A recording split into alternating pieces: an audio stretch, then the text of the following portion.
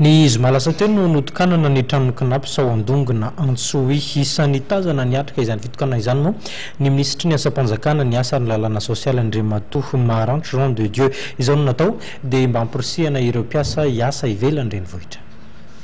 Trano fonenana lehibe dimy mahazaka fianakaviana sy mpiasa folo no natsangan'ny knaps eto Andongony. Toerana ahitana ihany koa ny Brown Knaps sy ny fonenan'ny Talemy Masovony Knaps eto Antsohi. Tanjona amin'izao foto-drafitrasa izao ny hamporisihana ny mpanjakana hanao tsara ny asany. Eo koa fitsinjaram-pahefana hoy ministry ny asa-panjakana sy ny lalàna sosialy Maranto Jean de Dieu. Zavatra manahirana ny mpiasa voalohany dia hoe aiza no hipetraka, manahoana ny vidiny hofatrano. Ka za dia faly mitokana an'ireto trano reto satria pirofo zany fa tena miahy tokoa ny mpiasa ao amin'ny knaps. Arnarivo, Mosbe, Antsirabe, Fort Dauphin ary eto Antsohi.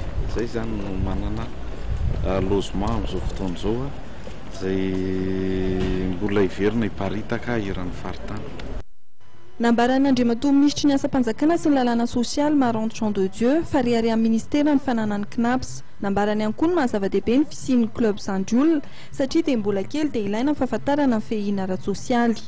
Nifanindran-dalana tamin'ity fitokanana ny trano ity ny fananganana tamin'ny fomba ofisialy ny club knaps Saint-Joule eto Sofia.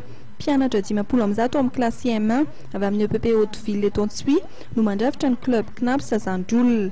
Fantatra fa nanomboka ny alatsinainy 20 Mey ny guichet forainka ny distrika 7 tao anatin'ny faritra Sofia no azo tongony amin'ny knaps amin'ny tetivohitra mandritra ny 10 andro.